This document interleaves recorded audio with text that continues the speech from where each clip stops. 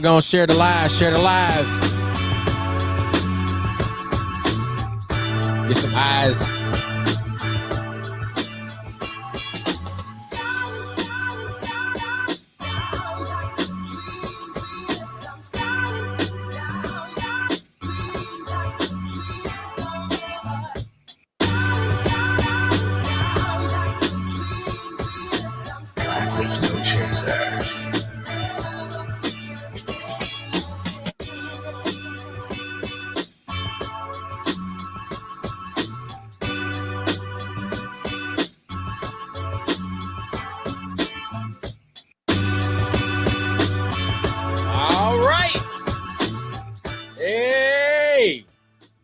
Y'all gentlemen look well. You look well.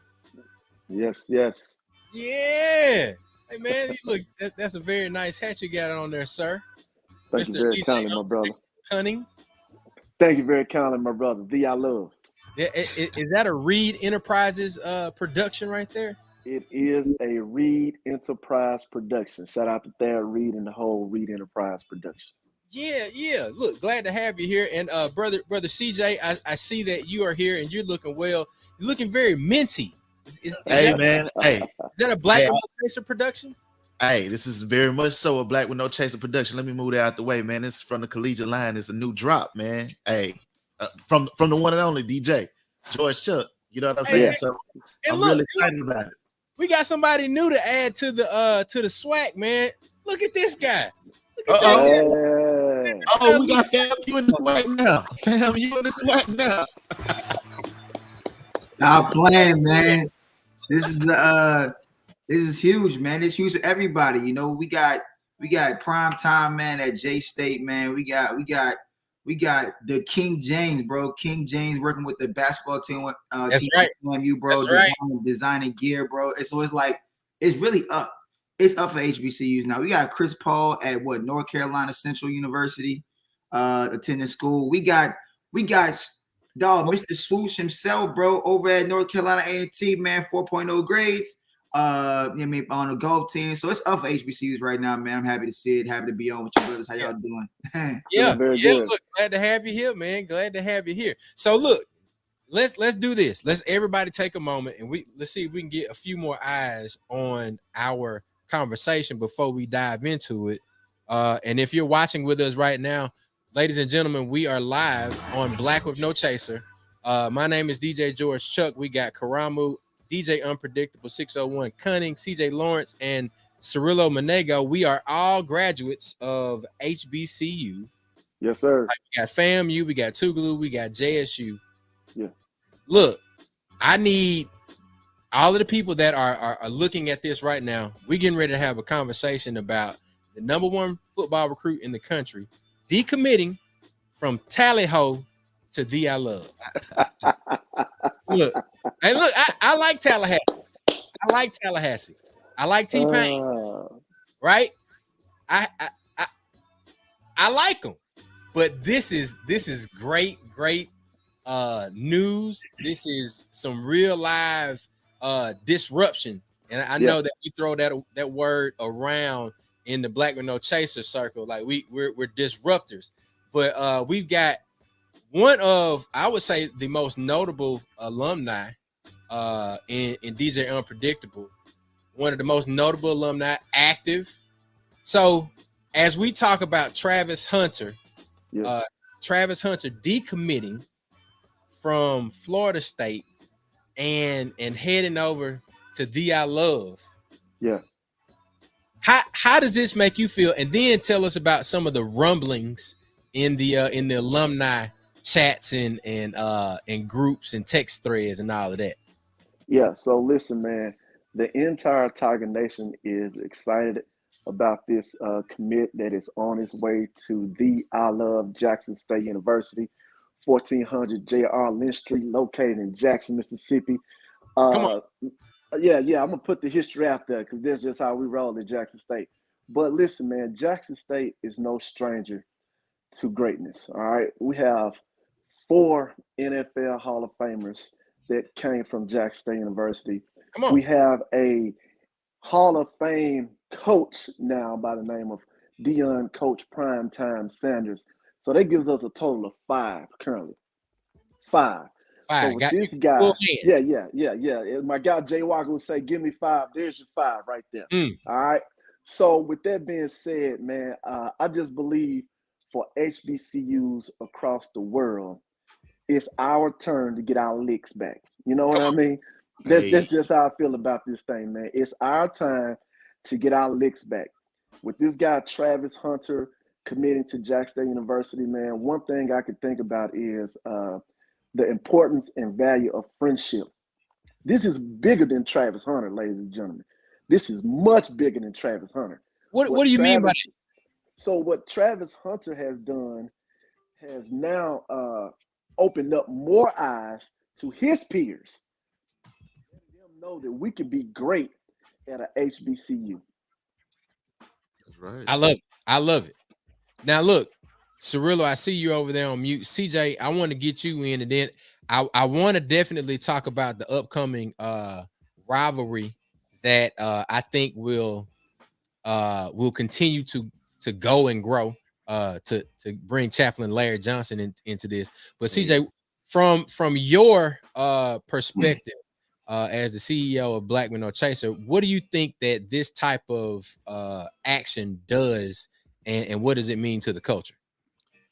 Man, first off, glad to be here with you guys, man. Excited about today. I think it's a really awesome moment, Chuck, to be honest with you. I think it represents a culture shift, a power shift, and a very significant one, in that what's being said is that you can get it done here as well. You can hold on to your culture. You don't have to water it down. You can literally be in a space where you are allowed to be Black with No Chaser and exist in that manner. So on November 23rd, Jackson State and Alcorn, was it November 23rd or was the weekend of November 20th? Jackson State and Alcorn went head to head in what we know as the Capital City Classic. Yeah, that was November 20th, right? Right. Yeah, November 20th. November 20th. This young man came down to the game. All right, so he was there at the game. 65,000 plus, boy. He got to feel the power. You know what I'm saying? He got to be in the presence of all of this Black joy, this unfiltered. You know, he got to be in the presence of the boom. You know what I mean? Like, and when you take into account what that would mean for a number one recruit, someone who in the past, probably for the past 30 years, HBCUs haven't even thought to recruit because they just didn't believe it was realistic to be able to obtain these type of people. The presence of Deion coming into Jackson State represented a culture shift and a power shift, and it also represented us no longer attempting to get seats at tables. It represents us building and creating our own tables, and I think that's ultimately what these young men had to see. This doesn't happen if Deion doesn't go there and win, right? They went there and he did what he set out to do in the first year. They got a supreme quarterback in his son Shedeur Sanders. Come on, just won the Walter Payton Award. So this isn't you know, they were able to get top guys from the transfer portal who look like, you know, first and second round draft picks. Defensive end from Missouri came out the box and was killing this year, right? Yeah. So it's not like these guys went to Jackson State and just disappeared. They went to Jackson State and they flourished and they set the example for what can be done. You know, they said it could be done. They said it couldn't be done, but he would have chuckled, replied. Come on. You know what I'm saying? So this is what we're seeing happen in real time right now. I think it's significant because it changed the landscape not only of HBCU sports, but it shows that we have the ability to compete on any field with anybody in any realm when given the same opportunities to do so. I think it's exciting. I think that even the SEC should be scared. They should fear the power of what Jackson State is about to do, because also being able to make money as a college student now changes the game. You got Shador again, who has a Beats by Dre promo, right? He has a deal with Beats by Dre, which means you can get a Beats by Dre deal at Jackson State. You can play at Jackson State and still get that deal. So, you know, you could play the Jackson State and still get on TV. So whatever they were selling before, you know, you can have greatness in Jackson State too. And I think that's what they're building upon right now, is that greatness. And so I'm excited to see it. I'm excited for what it means for Black businesses, for the city of Jackson. I'm excited for what it means for the SWAC and for HBCUs overall, because I think it's about to be a thing right now. So Cirillo, jump in there, man. We're talking Travis Hunter. Travis Hunter, he is now D.I. Love versus everybody, and he's Coach Prime. So Cirillo, Jackson State versus FAMU. Oh no, nah. Look, the rematch next year is gonna be insane, right? Or we won't be in Jackson. We're gonna be right there in Tallahassee, Florida, on the highest of 7 hills now. So it's gonna be a little bit different.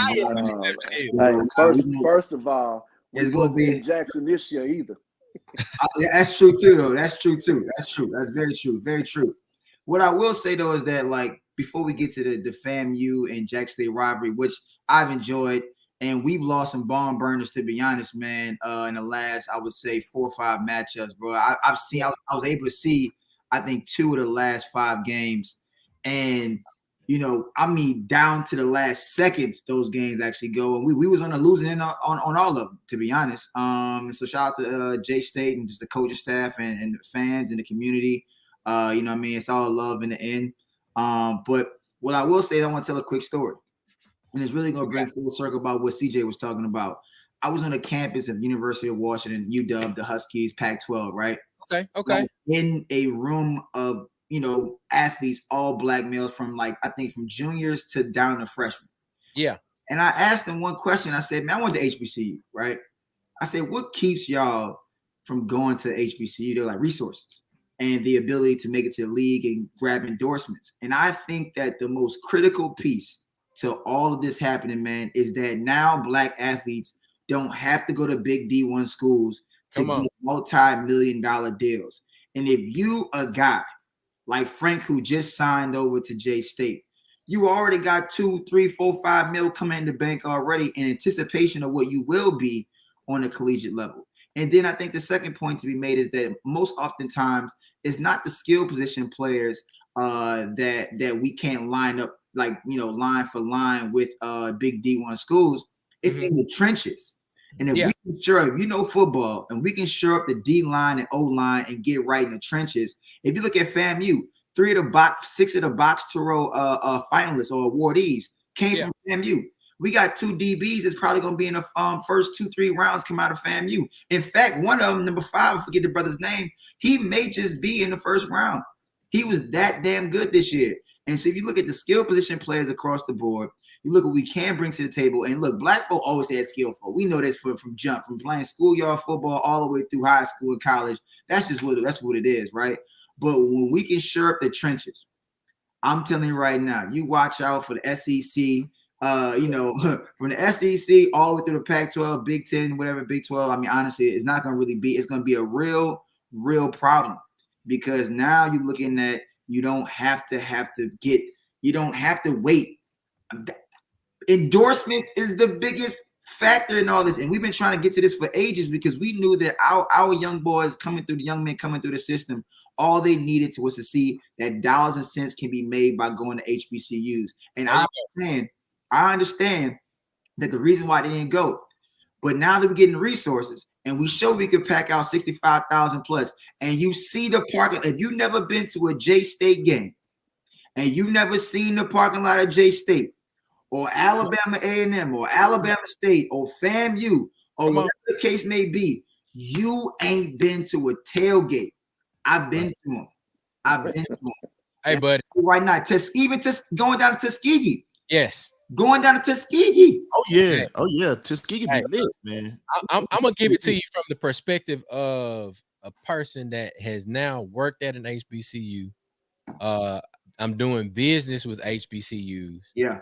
I came up from a young boy having marched in a band that was invited to perform at HBCU. So in high school, I got to see FAMU, I got to see Tuskegee, I got to see Alabama State, Jackson State, all of these campuses. And then I chose Tougaloo because that's where my mom wanted me to go. But my perspective is this: when we get more connected to our culture, and we're not connected to what we see on TV, meaning that we're not looking at ESPN, we're looking at real live family gatherings that happen under the umbrella of an historically black college or university. We're not looking at whatever ESPN is showing us that it's supposed to be live. That ain't live. Like, I know what game day is. Game day is a production. Oh yeah, come on. Ain't no production when you walking up to Jackson State, or ain't no production when you rolling on campus at Tougaloo. Like, that's real deal Holyfield, how it looks on the regular. What's Up Wednesday was not a production. What's Up Wednesday was pure culture coming from the hearts and the minds of the students. Yeah, and the culture cannot be reproduced. It is often imitated, but never duplicated. When you really think about it, man, it's literally what's being told today, man. Is DJ, man, you must have been a couple fans, man. Off the imitated but duplicate. Shots to Marching 100, man. You must have been a couple. Man. hey, listen, bro. It's literally watch out for the cookout. Like, that's literally what's being said right now.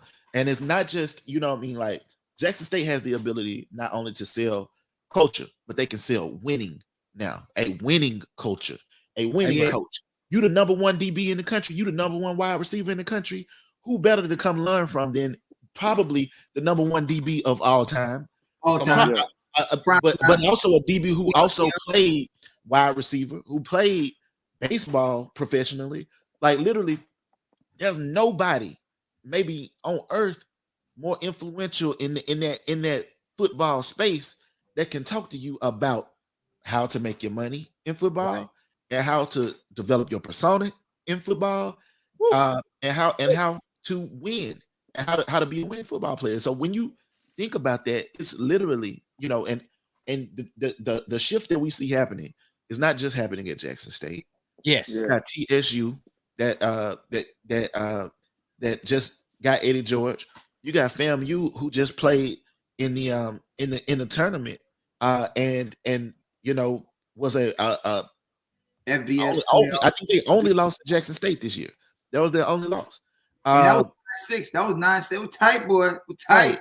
And then you got I think FAMU had like the top defense in the SWAC. Then you had Grambling just the other day. Hold up, we had the top defense in the FCS. So I want to make you understand about what that. Give me right. So that's literally top DBs. And then I want to make sure I name the brother's name, Marquise Bell. Okay, there you go. There you go. So I want to shout out to him, man. Marquise Bell. Number five. You got the top defense in the FBS, and then you got recently Hugh Jackson from former NFL coach, offensive coordinator Hugh Jackson, pulling up and joining Grambling's story legacy. So I mean, like, it's happening in real time, and we're seeing it, and it's literally the great migration back to the HBCUs that we are seeing right now, and that's that's hella exciting. Go ahead, Q. A couple of things, man.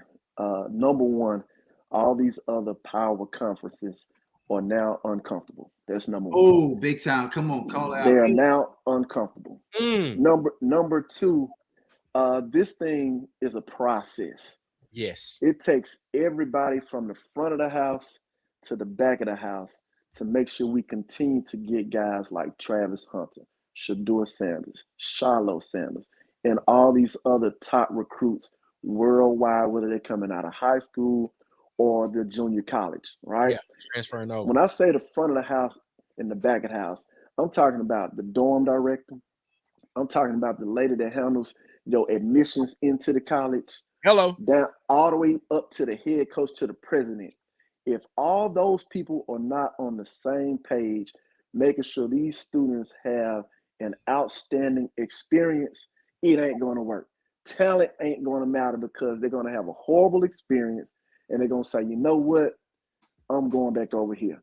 So kudos to everybody that is involved in the process of getting these young African-American athletes to come on home to HBCUs.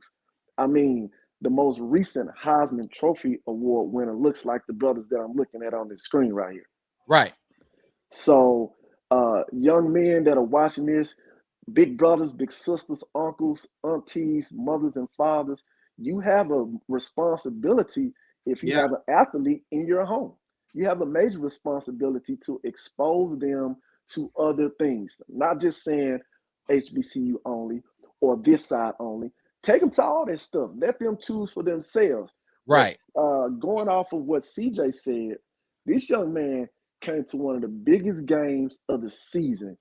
He saw 65,000 people that looked like him, number one, okay? And he saw what? Bands playing. He saw cheerleaders cheering. Come on. Dancing girls dancing. Jumbotron going off. Come on. I mean, hey, man. We've been here. Let's start with that now. And look, I just want to say that I looked at Frank's office. He had like 27 major offers, right, from D1 schools. And one of the 25th offer, I believe, was JSU. And it goes to show you that it ain't done till it's done. And this is speaking to all the recruiters out there, all the coaches, all the moms and dads and loved ones and grandmas and grandfathers playing roles, friends, family members, right? I went to HBCU because my friend's family saw value in me going to HBCU. They recruited me. It wasn't the school. It was a family. And so I'm saying that, like, look, we got to keep us home. And it really does take a village, right? Because the coaches won't be the only place that they need to hear that, hey, you need to be going here before X, Y, Z reasons. And so the more we can get more of that energy flowing over to HBCUs, especially as an HBCU recruit from the SWAC to the MEAC, I would say that one of the deciding factors was my friend and his family telling me, hey, man, you need to stay home and you need to go to HBCU. We don't care what HBCU ends up being, but you need to go to one. And I ended up picking FAMU. And so, look, man, if y'all listen to this and you got some family members out there in your ear, trust they know better. They know better. Real quick, hey, before we get into this, because I know Chuck got a treat for us right now. Please, I want to say, yo, we want the top athletes coming to our HBCUs. We want the top students coming to our HBCUs. We want all of them coming to the HBCUs and understanding that you have the ability to do it at HBCUs, no matter what field it is you in, whether you own the field or trying to get in a field. Like, we want you at our institutions because our institutions are not only capable of allowing you to succeed, but to thrive. And we are all 4 examples of that. And you look around the country, you look around the globe at who's doing things, and you'll see many examples of that. So I just wanted to say that before we get into how they feeling about this around the country right now. Listen, before, please, if I may, we have the Vice President of the United States of America as a HBCU graduate. All right.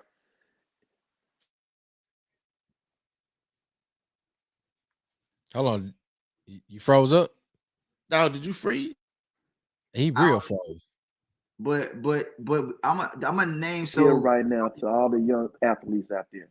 If you work hard and you have the talent, you can make it anywhere. The narrative from the past is you had to go to the SECs of the world, the Big 12, the whatever. That's no longer the only narrative now. That is over with, ladies and gentlemen. That's not the only option. That's not the only play. That is over with. We're living in a technology world. When we were younger, when we watched TV, all we saw were the Alabamas on TV. Okay, that's all we saw, right? But all I went to was Jackson State University football games. I didn't know nothing about no Michigan, Alabama, Florida State, and all those Gators. That never crossed my mind. All I knew was I'm going over there because that's where my parents took me. That's what I was exposed to. We got to do more of that. When I say we're living in a technology world, that means we have the exact same resources as anybody in the world to put our football games on the internet or on TV screen. Come on. Now, to get them on the TV screen, you got to have a nucleus of people at your university that understand what that takes. We got to have 50,000 people in the stadium at every game. We got to have promotions going out the wazoo. You gotta play the game that the networks need to see to say, all right, let's put these boys on TV. If we're not gonna get them on ESPN1, we can get them on 2 or 3. We'll let them stream. But once you see those ratings go up, I'm sitting at the table now. You got to pull the chair out and say, Jackson State University, have a seat. Florida A&M University, have a seat.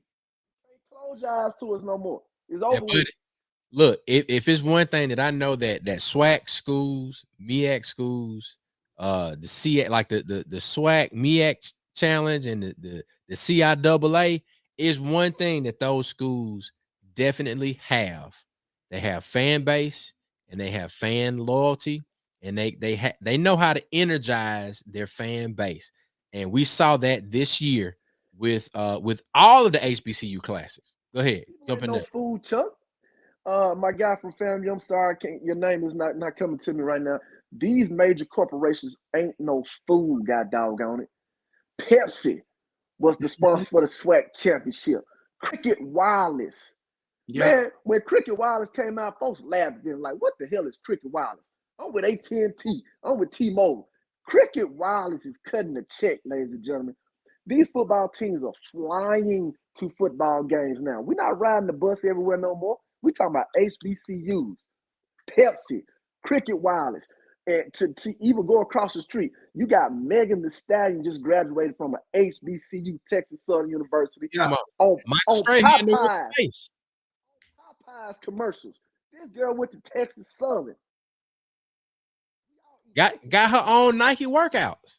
Man, we can talk about something. I don't know if y'all on the Nike workout, but hey. They call them Nike Yard or something like that. Yard collection or something like that. Yeah, but that was dope though. But I tell you what though, you say these brands now understand what it means to be on the yard, right? Mm-hmm. So like understand where being on the yard came from. Like, you know, not while it may be conflated between like now you on the yard with, you know, because all Divine Nines happen to be on most campuses, right? But the yard, you on the yard, you at an HBCU campus. Yes, sir. On a yard, if you're talking about I'm at FSU, right? Right. Y'all across the tracks in Tallahassee. Now that y'all got a yard, but you ain't on the yard. Got our own lingo. But you're not on it. No. You're on a quad. You're in the atrium. You're in the atrium of the school. You're like in this area which like, and the thing is, let me tell you how I know y'all school's different too. I'll be on this for a second. Because y'all quiet, y'all will step on y'all grass. But HBCUs, we don't play by our grass. No, sir. No, sir. I remember one time I was walking on the grass my freshman year. I had to be cutting across. This person across the yard was like, bro, get off the grass. I was like, wait, what? I was like, all right, well, and from that moment on, I never stepped foot on the grass, man, unless it was something like, you know, the whole school was there. But normally speaking, you ain't on the grass, man. Just get your ass off the grass. And that's what I'm saying. There's distinction about the way in which we care about our schools. Even if our schools don't look like the most resourceful schools, we care about our institutions, man. More than most, man. And so you just real. But guess what though? What we know is that the influx of funds that comes from college sports, particularly college football, changes the dynamics of an entire institution. Changes the dynamics of a school. And if more money is coming into Jackson State, that means more money is coming into the SWAC. If more money is coming into the SWAC, that means more resources are coming into all of these schools, which means there's more opportunity for all of these institutions, both from an athletic standpoint and an academic standpoint. And so that's what's exciting about it. But we also want to show what happens when Jackson State gets one resource, one student, one of these students. We get one of them. What happens at the other institutions and how the fans there feel? All right, here we go. But go ahead, Karen. I was just wondering. I was just sitting here wondering, why didn't we hire Deion in the first place? Why couldn't we hire Deion? Hell, Not even Jackson State. Get the coach from Jacksonville State because we can't beat them on the field either. This is some bullshit. And I'm not going to sit here and take it from that fucking piece of shit over at goddamn Jack. Yeah, man. Hey, That's bro. hey, bro. The sun is shining and the birds. If you about to call Dion a piece of you know what? And bro, I ain't never seen Yeah, somebody. bro. And the fact that Buddy, did y'all see when Buddy was trying to burn his Deion Sanders jersey? It was like a signed Deion Sanders jersey from Florida State, and he was burning it right now. He recently. Are you serious, bro? So he had a plaque of Deion Sanders. Now I got it on my Twitter page. So if y'all want to see on my Twitter page, Black Roaches can retweet it and see what he was trying to do. He deleted the video, but he was upset. And I promise you, he's probably not the only one burning Deion Sanders jersey. Now, let me tell you something right now. When folks burning jerseys, you burning your own money. But I will tell you one thing. You could have saved that and you could have sold it to one of us. I would have bought it off your hands. You didn't. We could have, look, there's many things we could have did with a Deion Sanders jersey right now in the Black community, and you just burned a signed copy of it. So shout out to you for, like, you know, as Charlamagne would say. So listen, when Coach Prime Deion Sanders accepted the job at Jackson State University, one of the most consistent things that he has said is God called him to be at Jackson State University. Yep. Let's start with that. That means he has a response, a duty. Yeah. To God. He has a duty to God to be obedient to the call. Come on. Duty to be obedient to the call to come to Jackson State University and shake things up. That's what he's done, and I believe that's what he's going to continue to do. Not only Coach Prime, but our athletic director Ashley Robinson and his team. My goodness, they get it, man. They've been moving it. And the thing that we know, man,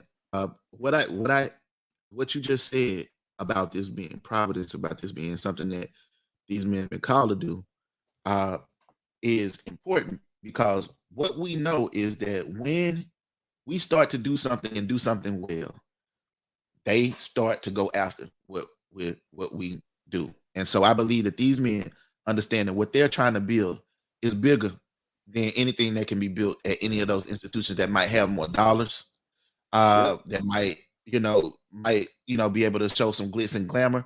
Because if they build it here, then it lasts forever. And if they build it here, it's gonna be bigger than anything they could have ever built there, because they got the culture with them, and now they got the resources that they brought in. And so, that's the thing that I think about. That's the thing that I'm excited about, is what this means for these young men, for young women, because Jackson State is doing big things on the women's basketball side of things as well. What it means for the institutions to be able to truly even aspire to things that just 2 years ago people would have tried to laugh in their faces about, saying, I'm going and I'm about to go take the #1 recruit in the country from Florida State. And let me tell you what this means, though, because the #1 running back in the country right now is from Mississippi, out there in Germantown. I forget his name, but right now he's committed to Georgia. But if you don't think that what's happening in his own backyard, the idea of being able to play in front of 65,000, along with the #1 wide receiver / DB in the country, the #1 quarterback in the sweat, Branson Rob. If you don't think Preston Rob. If you don't think Branson, if you don't think Branson Robinson, that's right.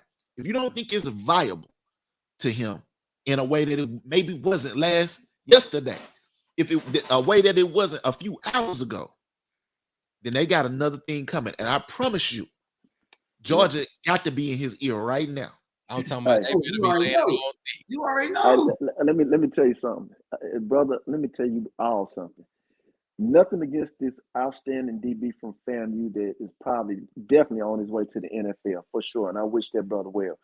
But if Jackson State have one player get drafted in the NFL, all these other conferences, look out. Just Come on. one. Oh yeah, All we need is one that's it. to get drafted.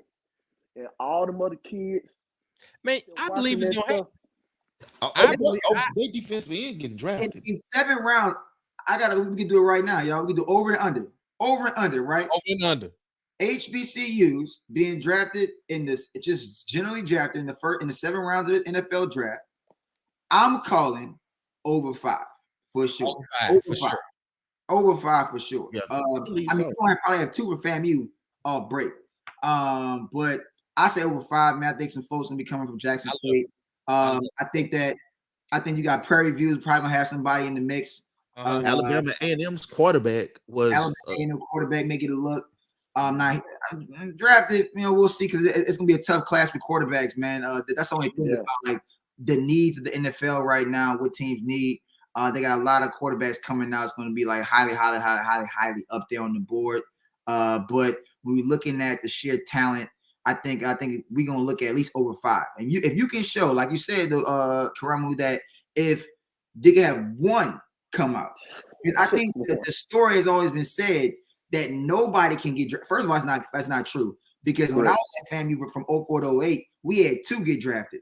So that's just, but it's not televised, right? It's not put on the street on what can happen at HBCUs, but it can happen. But I think this is gonna be the first year where we could probably get 2 in the top 3 rounds. Now that's significant, right? Because that means you have a placeholder on the team. That means that when you look at what you're going to be getting from the slotted rounds in terms of your first NFL contract, it's slotted. When you slot it, that means that you first 2 maybe shot in early 3, then you're a good spot to be on the team, man, and make a 52-man roster. That's what's going to happen. I want to say this real quick. I mean, historically, what we know for sure is that HBCUs have the ability to produce not only people that are worth getting drafted, but top players historically in the history of the NFL. Potentially, arguably, the number 1 running back to ever play football is Walter Payton. Yeah, and he got a whole award named after the man. Jackson State graduate, SWAC player. Jerry Rice is, without question, probably the greatest football player to ever play the game. He's certainly the number 1 wide receiver to ever play the game. Woo! We're gonna talk about that later on. You know what I'm saying? Aeneas Williams. Hey, the touchdowns speak for themselves. Hey, listen, Aeneas Williams, Southern Baton Rouge.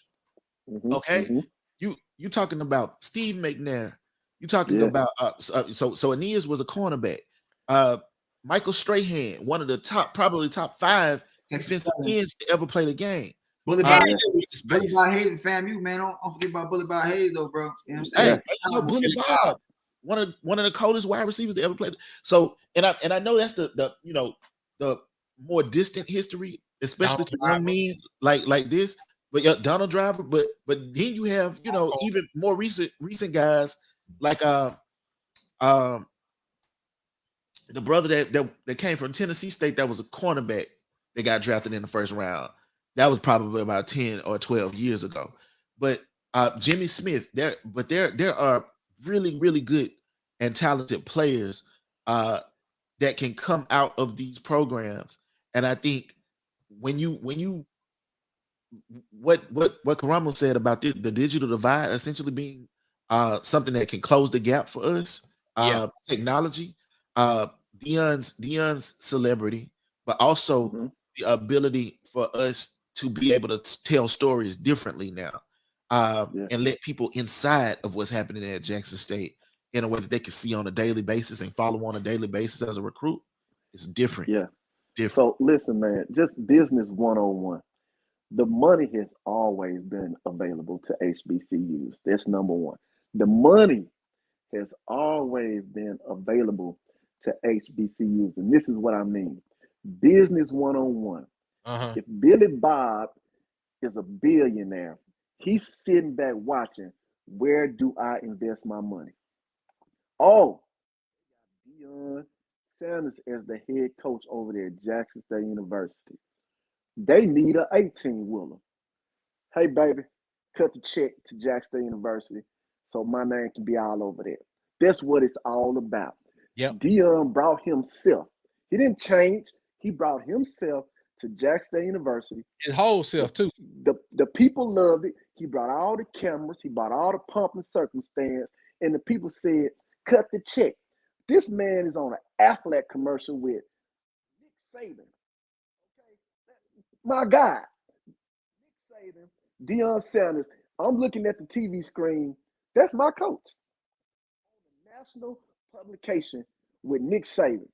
They're in the same room talking about the same thing. You mean to tell me I can't get my players to come to HBCU? It's over with. These other conferences are uncomfortable now. You got Deion Sanders doing Subway commercials, Doritos commercials, Aflac commercials. What's next? Hey, look, y'all, real quick though, appreciate that, Gramo. I want to read off because I know we're looking for more athletes, like current athletes right now. And so just to name off a few, right now, NFL, right, on 53-man rosters. On the Raiders right now, you got Brandon Parker from North Carolina A&T. And on the Chargers team, you got Ryan Smith playing DB from North Carolina Central. Cleveland Browns, you got Montrell Meander from Grambling State. You got Jamie Gillen from Arkansas Pine Bluff. You got Tyrus Howard on Texas from Alabama State. On the coast team, you got Darius Leonard from South Carolina State, Grover Stewart from Albany State. On the Titans, you got Chester Rogers, dog. That boy a dog, Grambling State. Philadelphia Eagles, Javon Hargrave, D-tackle, South Carolina State. Chicago Bears, Latavius Simmons, Tennessee State. Tariq Cohen, North Carolina A&T. Detroit Lions, Norfolk State University, dog. You got Daryl Johnson. I want to get all these brothers from Sean. Carolina Panthers. You got three on Carolina Panthers. You got Daryl Johnson, DN, North Carolina A&T. You got Trent Scott, tackle, Grambling State. Trenton Cannon, running back, Virginia State. Now we got Terran Armstead with the Saints, Arkansas Pine Bluff. He's a Pro Bowl offensive tackle. Nick Leverett, North Carolina Central on Buccaneers. And you got the Arizona Cardinals, Joshua Miles from tackle from Morgan State. Point being made is that they got brothers in the league. And I want a big shout out to Hampton, man. So Hampton University don't get enough accolades really about the amount of people they put in the NFL. And this predates where we at right now. But really from 2000 until 2010, there's a decade worth of just whipping, you know what, across SWAC and MEAC, and just generally speaking, they the team that actually beat Appalachian State, I believe, with HBCU, right? So the lot of great talent came from Hampton University. So shout out to HU. I don't know if it's the real HU, but it's one of the HU. I ain't trying to beat somebody. Y'all know how that goes. Let me. I don't want to get in that fight. I want to say this real quick, y'all, because not on another note, same note. Like last week, Texas Southern University's basketball team beat the Florida Gators. Yep, I posted that. They were the number 10 ranked team in the country when Texas Southern beat them, right?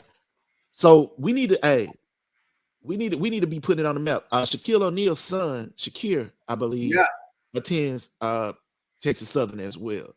I thought that Tennessee, but didn't he just leave or something like that? I think no, left. That was Master P's son. That's right, Master P's son. Tennessee State.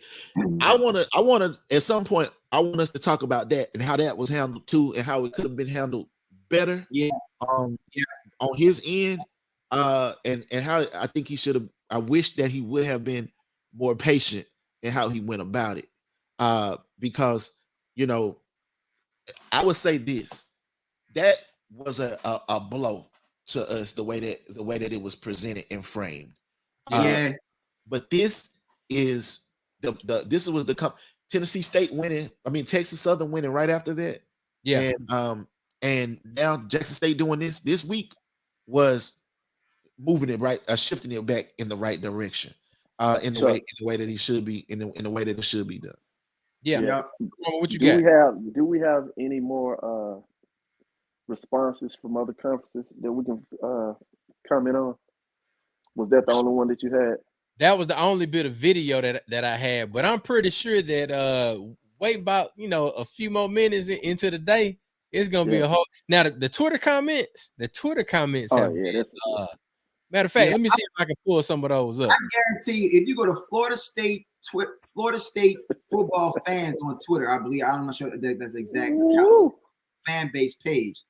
They got a lot of folk upset about what Deion has done, and I talked about this as well about the level of entitlement, especially coming from a lot of white men out there about the onus they believe they have over what Deion should be doing for Florida State versus what Deion should be doing for a job he actually holds.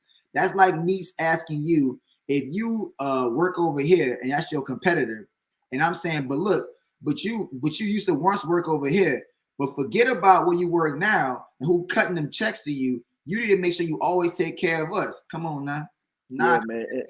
If Florida State, and back to what you said, Karamu, man, look, the good Lord sent Deion to Jackson State. He didn't send them to Florida State. Excuse me. Oh yeah. Oh, look at your boy. He said, "Excuse me." Steve Wiltfong just said on 24/7 Sports signing day show that #1 overall recruit Travis Hunter could flip from FSU to Jackson State. Whoa. Now that's 9:55 a.m. today. Now look at this. Colin King, his goofy ass talking about no shot. Yeah, he drinking that Kool-Aid. He drank that Kool-Aid. Look, they still, you was looking for an update. Like, man, we had done broke the story by then. Let's see. Listen, more replies. Let me tell you something that's that man. The more we hope things change, the more things remain the same. Mm-hmm. This guy, prior to his announcement, was labeled the #1 recruit in the country. Yeah. Yes. There are now major sports outlets giving this man the #2 overall recruit now. Right, man. Hey, they did that shit they try to do that on our page, man, after we published it.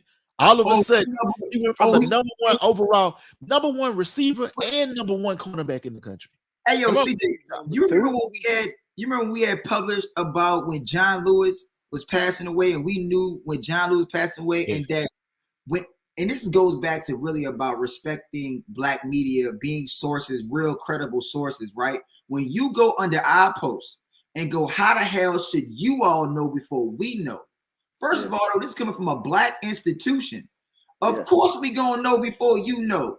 John Lewis is a Black man from Georgia, a civil rights activist. You don't think that we locking arms with folk on this side and we got ties going back? What we trying to say is, y'all need to stop doing that. Stop stepping on our product. Stop doing our posts. Stop doing what y'all doing. And look, it ain't just white folk, it's Black folks too. Going to these sources, these mainstream or more like prominent sources like ESPN, whoever the case may be, saying, well, nah, they saying this, so y'all not credible. Stop doing that. Because the fact remains is that before he signed with Jackson State, he was #1. And that's that redlining shit that be happening around Black schools, Black communities, right? Black people, Black institutions. And so as soon as we grab hold of something, all of us, I was gonna say at the beginning, and I said, watch how they move the goalposts. Watch how from media to how they rank folks onto how they actually, what offers they're getting in. I guarantee you, if you see more offers coming in from HBCUs for a recruit, they're gonna diminish the recruit, because in the end of the day, if they end up going, that means that the Barstools of the world, whoever's coming up with these rankings, they don't know they're not on the inside of it anymore. And so, man, it's so crazy to me how the goalpost is immediately getting moved in front of our eyes in real time, just so that people can say, no, we knew who the #1 recruit was. We got the #1 recruit, not HBCUs, dog. And this was happening in real time, bro. Real time. Relationships. I'm telling you, man, first of all, shout out to the Celebration Bowls that is this Saturday on the 18th in Atlanta, Georgia at the Mercedes-Benz Stadium. Shout out to South Carolina State Bulldogs. Safe travels to you guys. Shout out to my alumni family, Jackson State University. But guys, I'm telling you, the icing on this entire big cake, if Jackson State leaves Atlanta as the national Black champions, oh my goodness. Celebration Bowl. My goodness. Come on. Let me tell you something. Travis Hunter is the least of your worries. That's the least of your worries. If they the national champions is gonna be on, huh?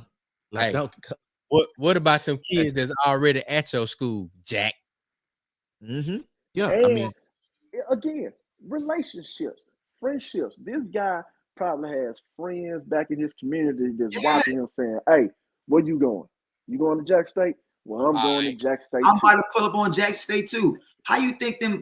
I think it was happening in basketball. There was two friends, and the bigger recruit went to I forget who it was, and then the friend was like, "Well, I'm signing too."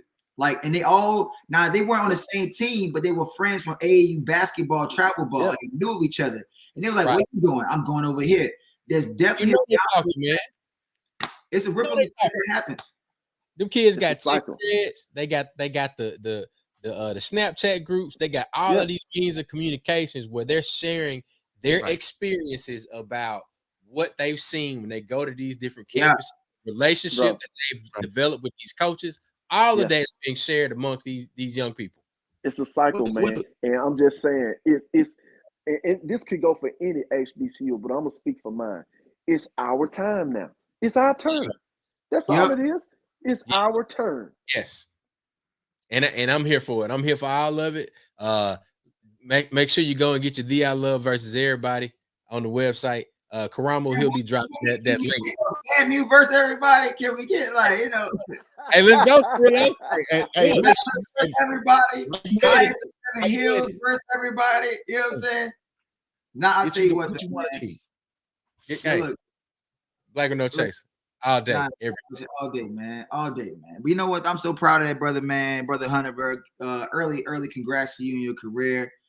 Very excited about what you can be doing at J State. I'm looking forward to going to the FAMU game and seeing you play against my Rattlers. Because of course, man, you're gonna be. I guarantee you, he's gonna be the wideout, feature wideout, impact player as soon as he gets on J State's team. That's for sure. I've watched the highlights. I don't know if y'all seen the highlights of this brother, but I've seen, bro. Hey, let's see if we can get him up. Yeah, we can pull them up. I'm talking about highlights of like, oh, and then I want to say this too, though, right? About getting Moss. Now you talking about while we waiting on this, right? Travis Hunter, right? And while we waiting on the Travis Hunter highlights, I want to talk about Moss and Rice for a second, right? Growing up, I love Rice, but I never heard anybody said you got Rice. But they definitely said you got Moss. And we talk about transformational players. And now, yes, Rice ran the hell out some slants for sure. He will Stream 85 dig you and slant you to death. But we talking about like off the charts, dude. Travis Hunter is a Moss type of guy, like a true go up and get it. He's an electric guy. One hand catches in traffic, bro. That's Travis Hunter, and that's what he's bringing to J State. He ain't gonna be running no slant. He might run some slants. He might run some jailbreak screens, but he about to be going up and get high point that football though. Different player.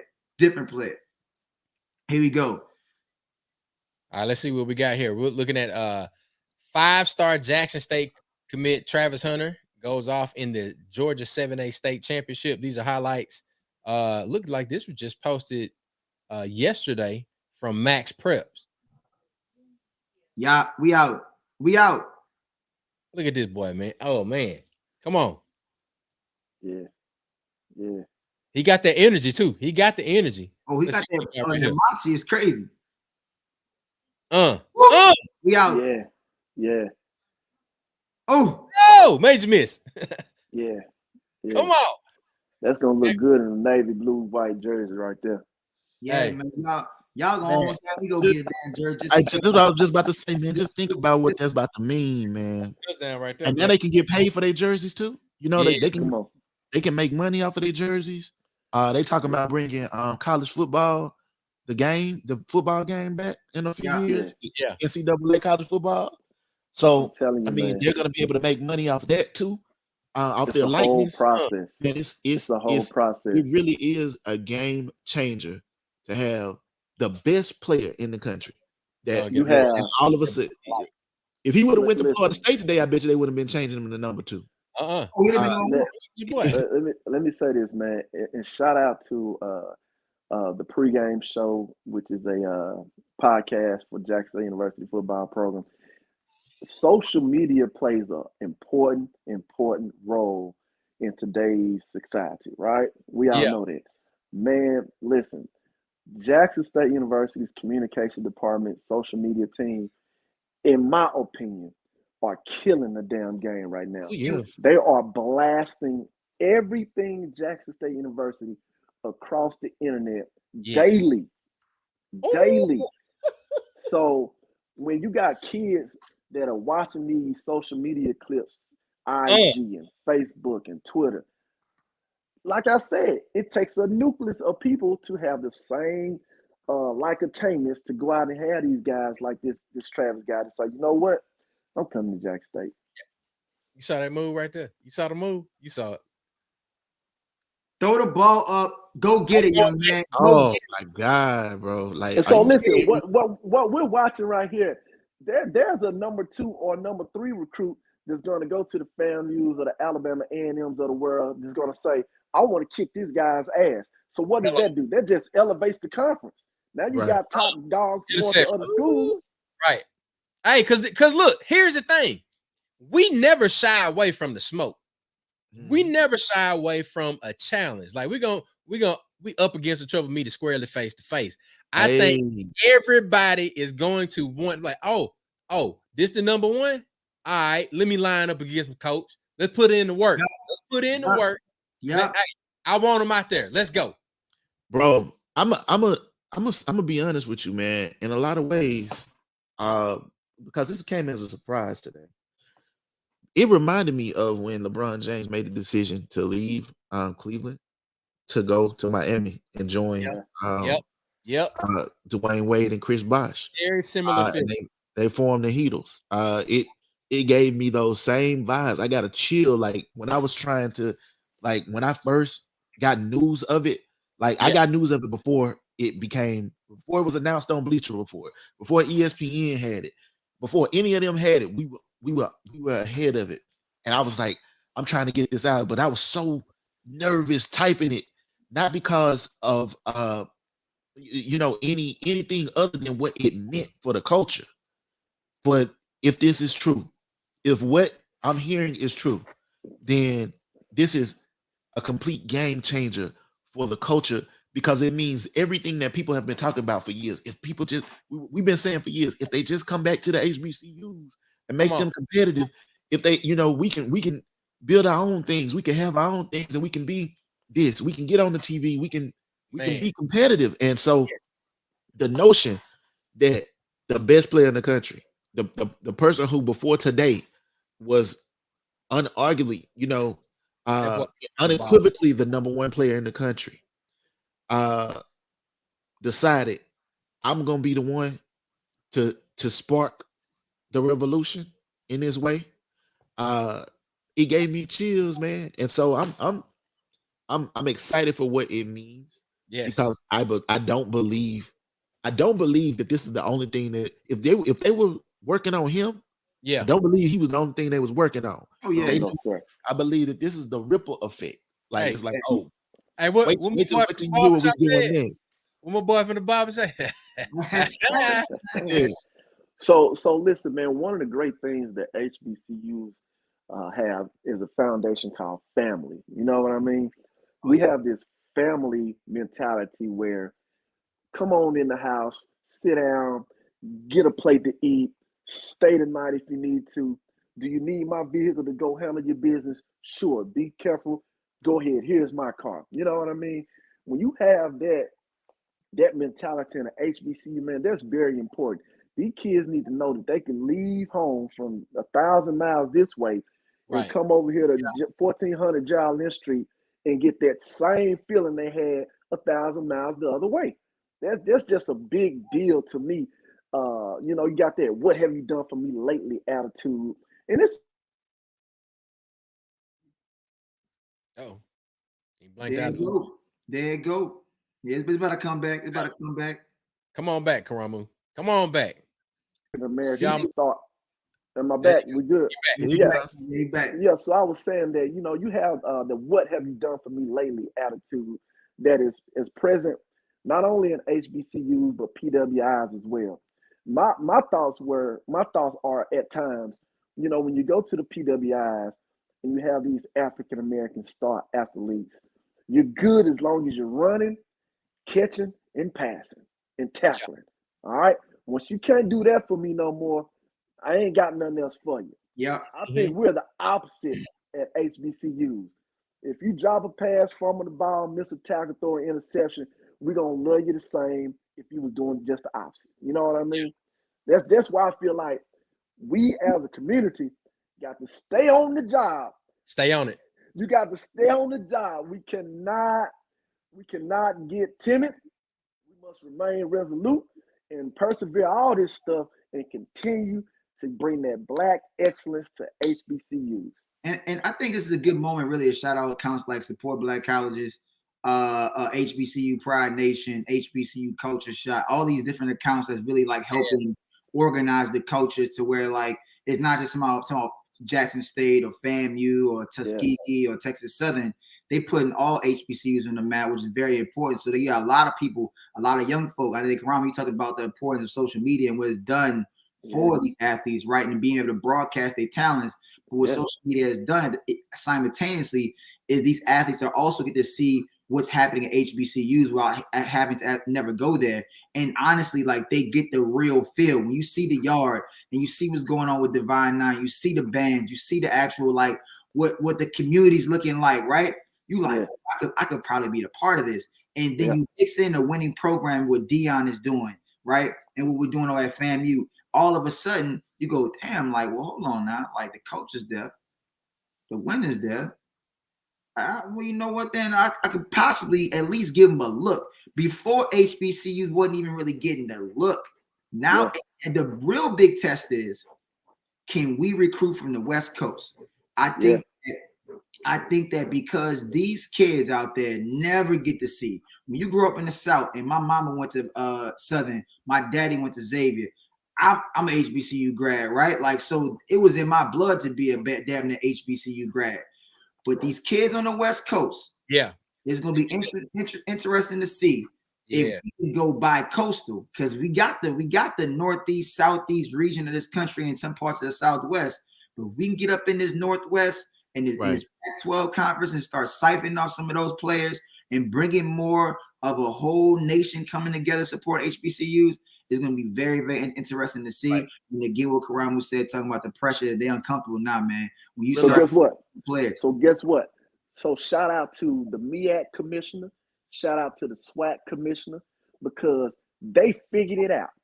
They figured it out. The athletic directors from the MEAC and the SWAC, and the commissioners from the MEAC and the SWAC, and the presidents from the MEAC and the SWAC. This game Saturday will be broadcast on ABC. Come on. You got to have cable, goddammit, and you're going to be able to watch two Black universities, colleges, battle it out at 12 p.m. prime time, baby. Prime time. You just finished eating breakfast, huh? Right, prime time. ABC.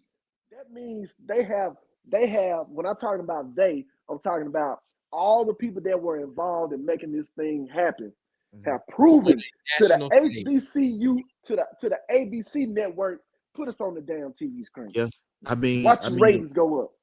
I think it cannot be understated. When Jackson State, the first Prairie View gave him a shot, but after he went to PV and did his thing at a school that obviously had struggled in football for a long, long time prior, you know, and had them turn around. Yeah, came to Jackson State and dreamed big, and he went for it. He reached out to Dion and said, "I want you to be my coach." And you know, Dion came. You know what I mean? I have a prediction. What's up? Bold prediction right here. And honestly, it's not far-fetched at all.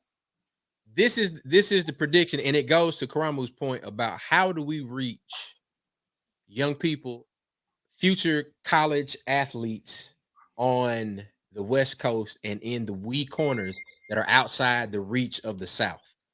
Because the South got something to say. I'm saying this first. Say last chance you.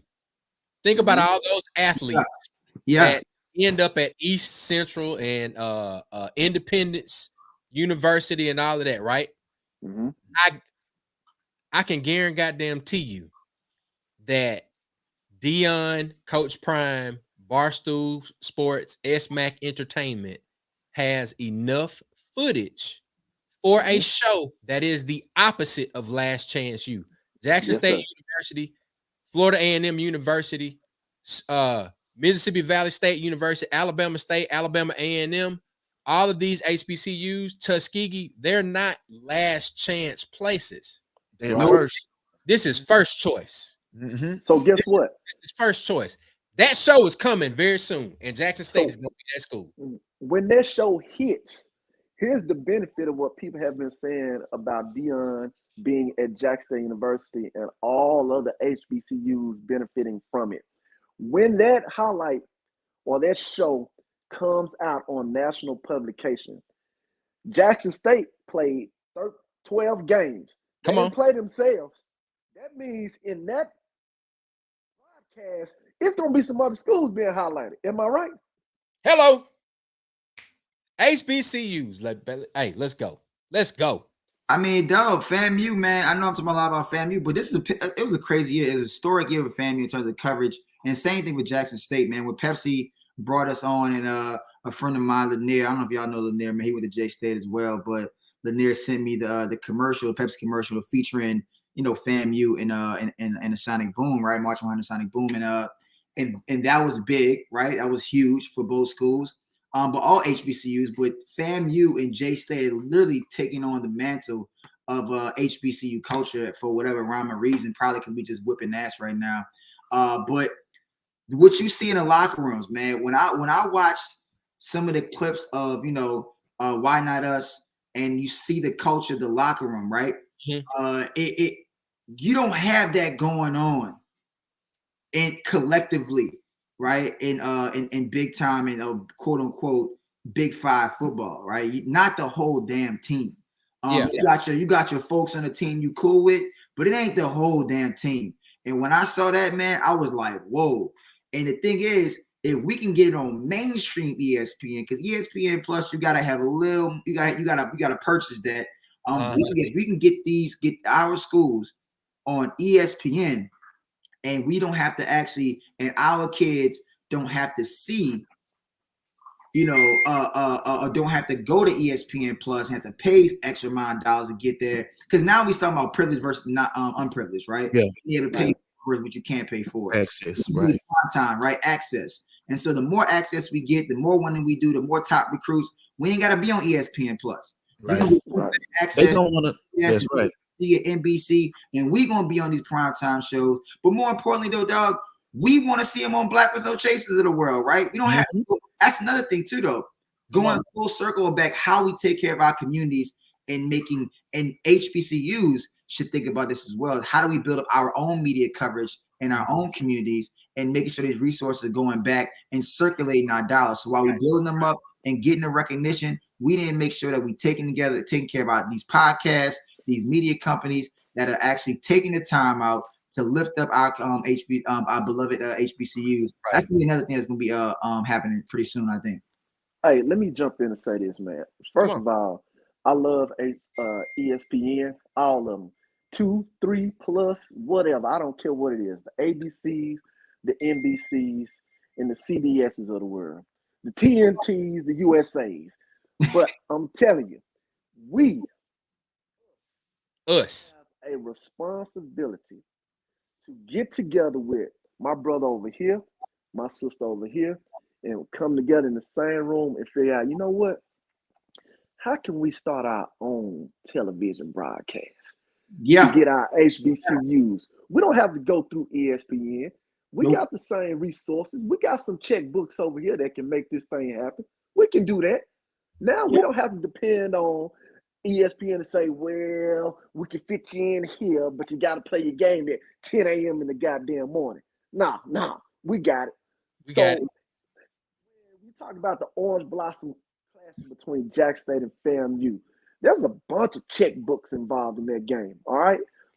Denny's got the big checkbook, but you got other smaller checkbooks underneath Denny's that was writing the check, baby.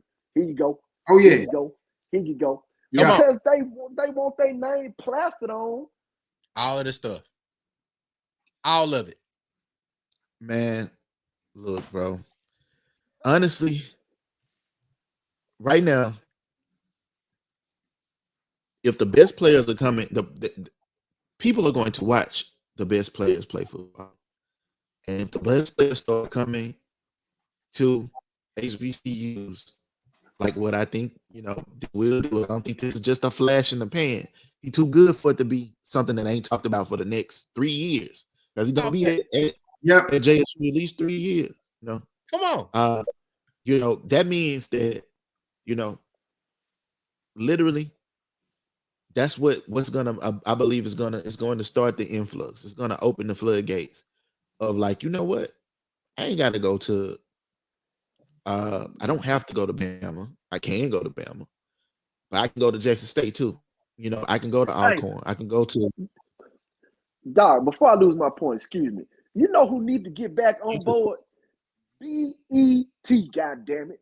They the ones who need to get back on board. They will, Yeah, man. TV, BET, I bet you all of them are. You got to talk to Viacom, though, man. Viacom out there, you know what I'm saying? You got to talk to those folks, right? I mean, there's no ownership, right? And so to me, ownership, get back on board, but what we need to be doing is investing where the majority of the ownership, stakeholdership, right, autonomy is with Black-owned media companies that's been doing it, that have a platform and elevating those. We love BET, but y'all sold yourselves, so it is what it is.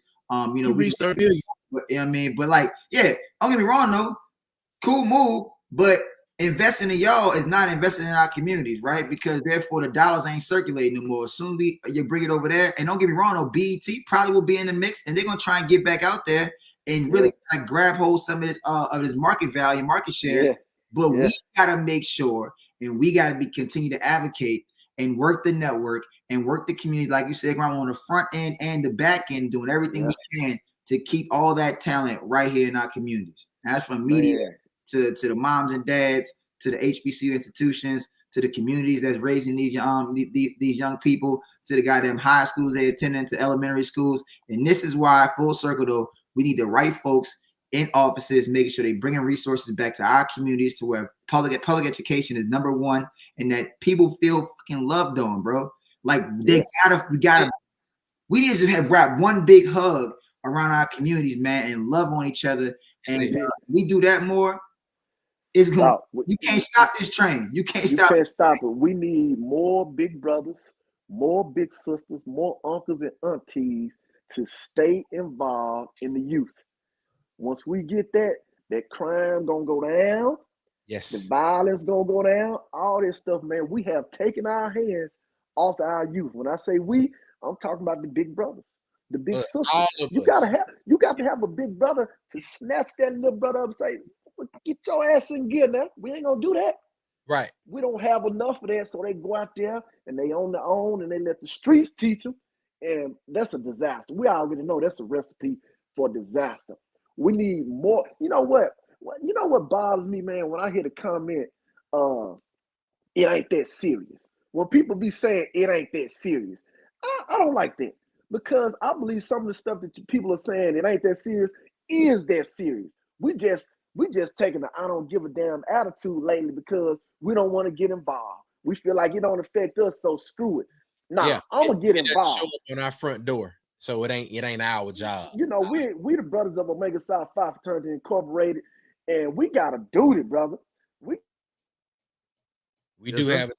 Yeah, most definitely. Hey, come on back. We're gonna let you finish that one. Come on. That's not Cricket Wireless right there. That's somebody else. Oh, we're back. We was refreshing, so I just stopped talking. But no, man, as fraternities and sororities or whatever, man, or just people that are community leaders, it is that serious. Yes. It's always that serious. Yes. God doggone it. Just turn your TV on. Crime is way up. Violence is way up. What you gonna do? Just sit back and let it happen? See, Travis Hunter could have been a person that didn't make it. You know, I will say though, it's crazy because the stat just came out. In fact, across the board, generally speaking, violent crime is down. Mm-hmm. Now, gun violence is up, but you know, all the other violent crimes you would put in that category is actually down in our communities. And so there's a difference. That's what I'm saying. And this is a larger conversation to be had about even the idea of the narrative around inflation versus price gouging. And why are we saying inflation versus price gouging? Why are we showing all like, you know, broadcasting violence and actually like the gun violence and people running up on each other and people feeling like this is a real thing? It's just that there's more cameras around, and we said this before, there's more cameras, seems more prevalent. But the real narrative is that in our communities, crime is going down. It's just not being broadcast in a particular way. And I'm only saying this because I just literally got out of a meeting that was speaking about narrative building and storytelling and how we uplift our communities to ensure that the proper narratives are being put out there. Because if not, we're going to allow all the CNNs of the world, and of course, you know, Fox News and all the black on black crime. But what the point being made is that violent crime is down. But when we talking about gun violence in our communities, we got to figure out why is that the source of problem solving for our young people, right? Why are we going there? And so that's the first thing that you go for in terms of your problem solving tool. Yeah. Yeah. Hey, but listen, brother, with this football thing, I'm excited. I think this is just one platform that we are able to use to show the world that your time is up. I can't wait to see what's next. Your time is up. And our time is now. Like, I mean, like you said, it's literally a beautiful thing. And it's something that if you are a black startup, you should be inspired by. If you are a black small business owner, if you are a black academic, like all of us should be inspired by knowing, like, you know what, all it takes is the spark, right? And when given the opportunity to make it happen, and the opportunity to deliver, we have the ability to do that.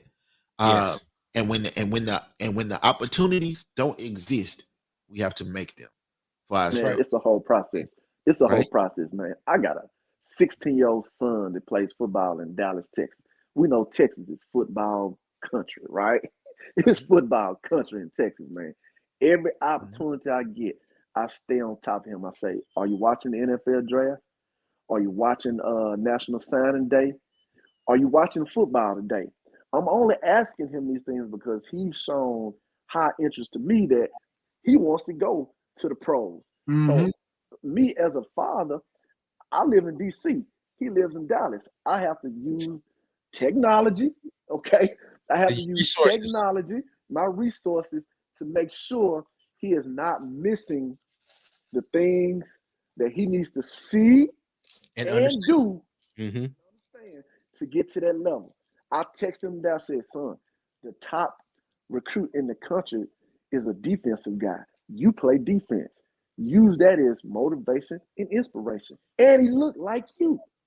Yep. You know, it's crazy. The number one baseball player, and I'm a baseball, and I talked to my nephew the same way. I said, you want to be one of these guys, right? You want to be that. I said, this is what this guy looked at when he turned 13. When he was 13 and 12, and I said, are you trending? This is what you want. You want to be number one. There's so many more black and brown top baseball players right now that I've ever seen in my entire life. And it's nothing in part because of social media too. The game is changing. They bring in that flair and they're like, you know what? I want to be a part of that. And I think that I always push back. Just like you, Karam, I'm like, look, my little nephew be like, I want to be ABC. Well, you want to do it. Here's what it's going to take to scale. Like, you got to put that work. You think you know because somebody crowned you in a little league in New Orleans. I said, this is a world sport. Yeah. I said, so when you talking about the world and you're the number one player right now at 17 and you a black boy from Georgia or Florida or whatever, his last name McCoy, y'all check him, bro, dude is off the charts good. And what I'm saying is when I look at these young boys and they 12 and 13, they put work in. And we got to kind of keep finding examples. That's why it's so important. And look, shout out to minority baseball prospects, man. They doing a really good job putting on for minority baseball players, whether you Latinx or Black. They're doing a really good job, man, in showcasing these brothers and young brothers and what they're doing. And that's whether you in high school or you come out in college, big time recruits, and they really all over, man. So Got to keep putting that in their face, though, showing examples of people that look like them, putting in the work and excelling in their careers. When the NFL draft comes on, I make sure I'm near my son, whether it's FaceTime or we side by side, for the purpose of not hearing when the player is going to find out which team he goes to. To me, what's most important is the story on how they got here. Yeah. When the NFL shows those stories, the backstory, perseverance that these guys had to endure, that's what's most important for me to show my son. Forget all that's the end game when you hold up the team that called you. That's the end game. Mm-hmm. Man, let me tell you something. It's some kids, I just say, Lord have mercy. I didn't come from that. I had both of my parents. Never had to worry about where the food was coming from, the shelter, or money, and all that stuff. It's some guys got some hell of a stories. And I'm telling him, I'm looking at my son like, son, you got everything. So what's your excuse? I tell my son, you got to put that damn phone down. When you on the phone, there's somebody out there on the track. You looking at Instagram, your damn competitor on the track right now. Look, working, putting in the work. So what I would say, man, and at the beginning of the show, Chuck, the first question you asked me was about what does this mean? But what are the implications for disruption across the board, not just in sports, not just at HBCU sports, but across the board. What I think it means is it gives perspective to people in this way. The only thing separating Black with No Chaser from being ESPNs or CNNs or any of those others equals are resources and opportunities. With resources, we have the opportunity to improve the stream and improve our reach because we already do have the talent, we got the knowledge, we have the ability, and we're driven to do it. And it's the same. It's the same thing. I mean, like the same thing with Black restaurants and Black whatever it may be. Is when you give us the resources and you give us the opportunities, we will succeed because we've gotten it from the mud anyway. Because we've understood how to do it from the mud, when we no longer have to do it from the mud, now you about to see us cook for real. You about to, you know what I mean? Like we the people that turn chitlins into a delicacy. Into a delicacy. Right? And let me jump in. Boy, let me say you something. Don't you start talking about no chitlins, man. Goddamn it. Hey, listen. You know what I'm saying? Hey, but check this out. I'm sorry, man. First of all, you good. Thank you, Chuck, man. I love you, Black brothers, man. Unfortunately, I have to excuse myself. I got to get on this plane. Jackson State, we're headed to the Celebration Bowl, guys. I got to get on this plane and head to the ATL shouting and represent. So y'all gonna stay safe. I love y'all, and I'll see y'all on the next time. Solid, man. We're checking with you down there. Peace. Hey, listen, y'all. I mean, it's like we said, it's literally our time is now, and that's for Black businesses, Black startups, Black schools, Black educators. You know, for us to really think about the ability is there; it exists for us, and you know, when given the opportunity to win, Jackson State did exactly that. When given the opportunity to go after the big fish, they went after them and they got them. Yeah. What that proves is it can be done, no matter what others think, because they haven't seen it before, or because they couldn't fathom it. Doesn't mean that it's not possible. And so I think what we're seeing happen and what we understand from this is we take this as inspiration for ourselves. You know what I mean? The story hits us differently than it would, even because even the headlines are different when we write the stories about a Black recruit and a #1 player coming to Jackson State that it is when it's written by CBS or when it's written by what the headline to the CBS headline is Travis Hunter to Jackson State, an all-time stunner. Deion Sanders steals #1 prospect from Florida State. That's the the entitlement I talked about too, though, bro. Right. Is that this is this entitlement and ownership of black bodies is that if you're the best, then it's almost like goes back to the enslavement of black people, the biggest, the strongest, the fastest, whatever, right? And if we are entitled to your body and your space and whatever that is, right? Not that you can't think for yourself and make a decision that's best for you. It's this idea that, oh, well, something's being stolen. No. What was stolen years ago was the actual labor of black people and resources, and therefore there was no scaling of black talent, black communities, and black people, generally speaking, and black intellect. So we had to figure out ways to actually make do with the resource we do have. And now we get an opportunity where this young man, Travis Hunter, says, you know what, I'm going to make the volitional act of going to an HBCU because that's what I want to do.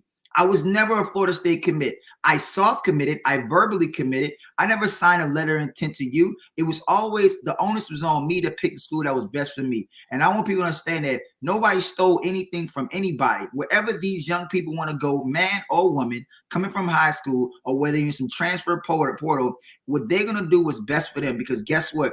All these universities and corporations, all this money tied into sports and tied entertainment, they're doing what's best for them. So at the end of the day, whether however you want to slice it or dice it, shout out to Travis Hunter for making a decision best on his life. Period. Hey, look, all of that, and we getting ticket offers in the comments right now. Hey, look, anybody need some tickets? I connect y'all with Miss Melissa Dean. That's one of Jackson State University's finest. Her daughter, Shri, and I are very good friends. So, Miss Dean, thank you for that. And I wish that I had the opportunity, but we got baseball and soccer. So I will be pouring into my young men this weekend with baseball and soccer. I just wanted to share our alternative. In our headline, we just stated #1 recruit in the country, Travis Hunter, selects Jackson State over Florida State. Select. Right? It was his choice. He made the decision. He made a conscious decision to choose Jackson State over Florida State. I didn't say nothing. We didn't say shocker. We didn't say the shocker of the all-time stunner. The reason it's an all-time stunner to them is because they expect to get the best. Look at this. Well, we should be able to expect that same thing. We should be able to expect it should not be a stunner. It's been a stunner that all these young black men, all this black talent going to these PWIs. That's the stunner. The stunner is that for how many hundreds of years now, or at least since the 60s and 70s, where white coaches figure out a way like, oh damn, actually the talent ain't with the white boys. Actually, these young black men over here in these high schools is really where the talent pool is at, and that's how we're going to win.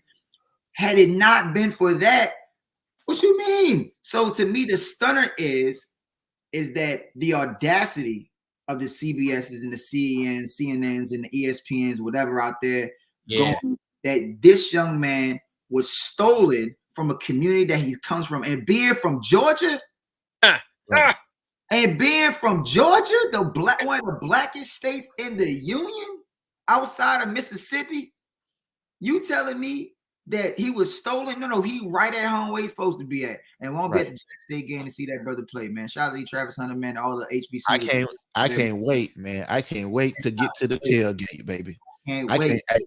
The ribs gonna taste extra good. You know what I'm saying? I'm gonna come over to the Jackson State side, man, because y'all have a lot of people. I'm gonna pay my respects because I spent some time in Jackson, Mississippi. And so I got For years, people have come for the band. For years, people have come to watch the bands perform. Now they come to see both. Now they coming to see both. They coming to see the team. They coming to see them ball, and they coming to see them play. This me right here on game day.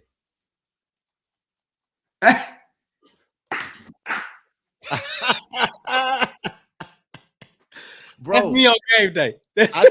I think next year, like Jackson State football games, gonna be like the place to be. Like for stars will be coming to the games. Like people will be showing up at the games. Like you see what happened at FAMU, bro. Epic return homecoming. Yeah, Kevin Hart, bro. Like everybody that came through. Will Packer brought everybody, bro. Raised $2 million when we were there, man. So like, yo, I'm gonna tell you what the easiest sport is gonna be to transform HBCUs, and it's basketball. It's not on a team. All you need is 1-2 recruits to transform the program, and you're only there for a year, right? Most of the time, if they're that caliber of player, right? If HBCUs can tap in and recruit some, and that's the thing, though. That's a selling point to me. Is like if we just got the squad, it's like taking AAU basketball players, right, and then bringing them into the new home. It's the same difference. You see what I'm saying? So for me, the biggest transformation that can happen outside of football is literally basketball players, 2 or 3 people spreading out the talent or going to one school, being dominant and showing that all you got to do is have the talent in one spot or in one, whatever the case may be. And so goes the entire narrative. And so that's going to be, I think before football, there's going to be a shift in basketball. Even though football is going to get the guts and the glory of what it is, I think that there's going to be a transformational change in basketball before it can really happen across the board in football. Yeah, so that's my opinion. That's my bold prediction. And so yeah, Mikey, man, Mikey Williams, Mikey, that guy, bro. Yeah, Mikey Williams is seriously considering. I mean, he goes to school in North Carolina, I believe, or he's from North Carolina, and so it's plenty of HBCUs there. So I believe it's a realistic opportunity. Dog. But yeah, 5-star Mikey, bro. He already got 2 million followers on IG or something like that. The brother's a star right now, and so he got big endorsements. Dude, it's like it's up for these young players, man. I'm happy for him, bro. I'm happy for him, man. I was one of the folks. I remember when I argued against Joe Tudo, who's actually a woman with the NCAA, while I was at Oregon Law School, right, for a summer, and she really argued against players getting paid. And I said, don't you arguing against players getting paid because it takes less billions, not millions, but less billions out of your pocket. And you have invested because the more money y'all make, the more money you make. Right. The reason Cleveland fussing about this, man, and then Michael McCain, shout out to Michael McCain. He was actually one of the attorneys that worked on a Maurice Claret case. He's a writer for Sports Illustrated, but also leads the sports entertainment program over at the New Hampshire Institute of Law, right? And this is a white guy that really wrote one of the seminal or like critical pieces in law review that got him on, that really paved the way for Maurice Claret, even though he didn't make it. Obviously due to the antitrust, claim it didn't happen, but it's still nonetheless though, man, all those cases led up to this moment where the Mikeys of the world and the Travis Hunters. Come on, man. Get that boy his money, man. Get that boy his money. Oh, who is that? That's Mikey. That's Mikey Williams. That's the same kid. Yeah. Like that's the dude that's considering going to a HBCU for basketball. So yeah, I mean, like if him and one other decided for a year even to go and ball out at a HBCU, he would have to. I'm saying what's gonna need to happen though. You would need a good forward, a good big man down there, and him working together. It'll be tough. And that's what I said earlier about the trenches showing up on HBCU side, so we could really, really, really compete with the Big Five. Because without having somebody that could actually, digging in the trenches and bang on low, you're gonna need somebody to spread the floor and make that happen and free up the lane. So you might have to have 2 guys that come through, a big man. Yeah, you got to. Yeah, you got to, man. Play a little triangle basketball, man. Old school shit. So, but yeah. Look, fellas, it was a pleasure. Thank y'all for being here. Thank y'all. Look, I think this has been a great conversation. You heard it right here on Black with No Chaser. You heard it, DJ George Chuck, Cirillo Monego, CJ Lawrence, and we also were joined by DJ Unpredictable 601. That's Karamu Cunning.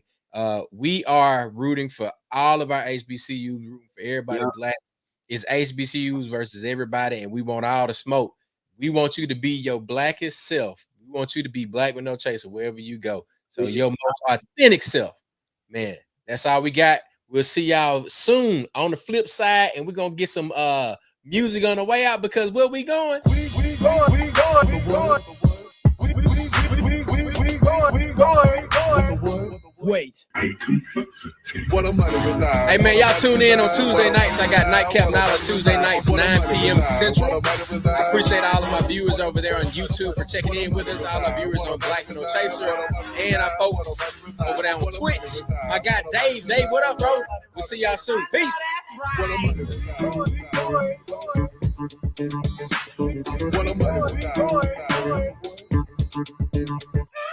What a money reside, what a money reside, what a money reside, what a money reside, what a money reside, what a money reside, what a money, what a money, what a money, what a money.